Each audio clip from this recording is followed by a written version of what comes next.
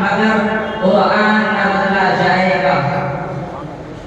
معزز سامعین عظام، آج کی اس مبارک محفل میں میرا موضوع سخن دنیا کی سب سے پاکیزہ اور مقدس کتاب قرآن پاک ہے۔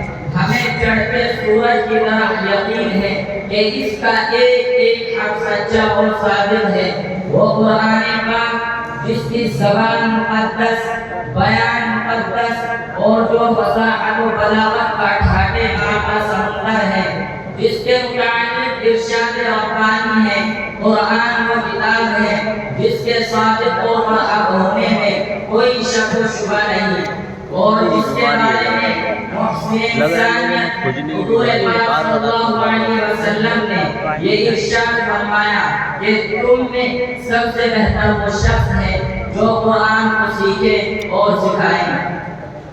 دعا کیجیے کہ خداوند قدوس ہم سب کو قرآن پاک کی دولت سے مالا مال فرمائے۔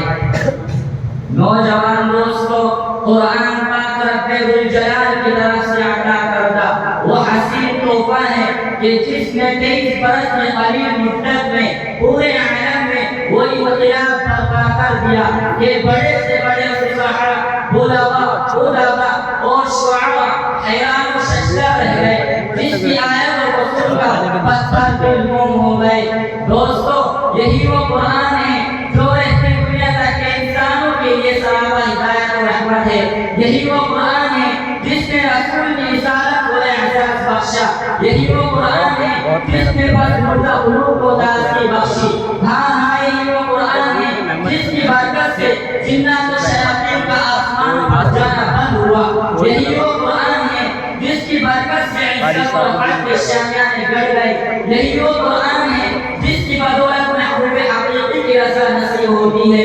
یہی وہ قرآن ہے جو سچائی اور امانت داری کا درس دیتا ہے۔ یہی وہ قرآن ہے جس کی بدولت حضرت عمر فاروق رضی اللہ عنہ کو ایمان نصیب ہوا۔ یہی وہ قرآن ہے جس کی نصیب پیش کرنے سے ساری دنیا عاجز و قاصر رہی۔ یہی وہ قرآن ہے جس نے ضلالت و برائی کی دلدل میں پھنسی انسانیت کو رشد و ہدایت کا پیغام سنایا۔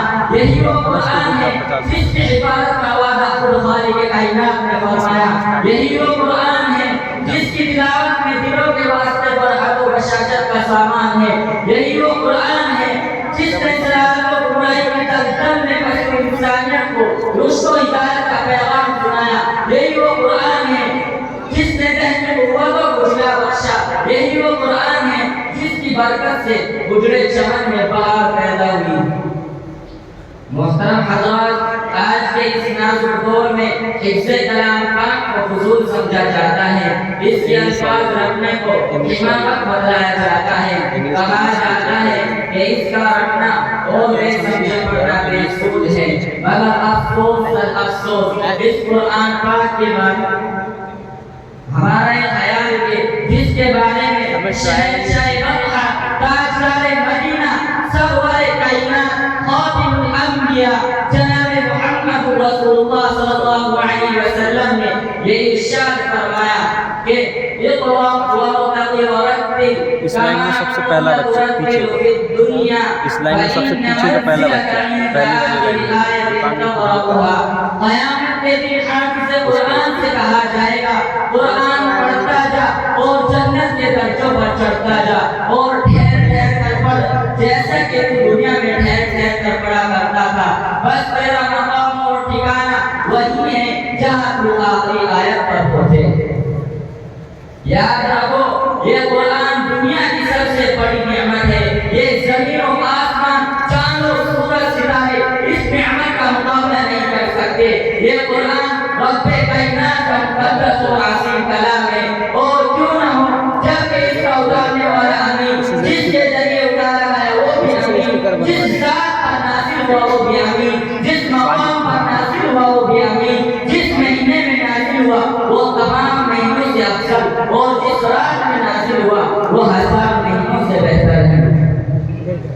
اللہ کا یہ مقدس اور عظیم کلام تمام کلاموں سے افضل اور برتر ہے۔ حدیث پاک میں آتا ہے فضل کلام اللہ علی سائر الکلام کفضل اللہ علی غیر خلقہ اللہ نے کلام کو سب کلاموں پر ایسی فضیلت ہے جیسے کہ خود حق تعالی شانہ کو تمام مخلوق پر اللہ کا بلاوا وہ خدا کا پیارا نبی ارشاد فرماتا ہے کہ جس نے قرآن پڑھا وہ اس پر عمل کیا اس کے والدین کو کل قیامت کے دن سورج سے بھی زیادہ روشن تاج پہنایا جائے گا۔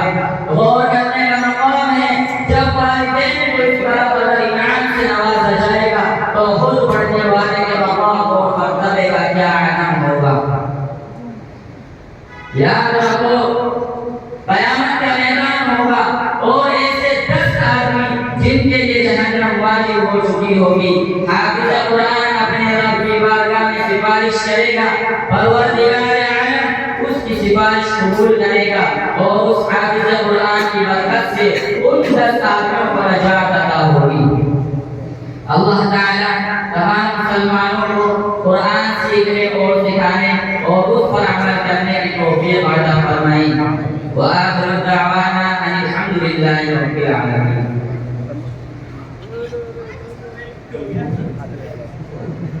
ماشاءاللہ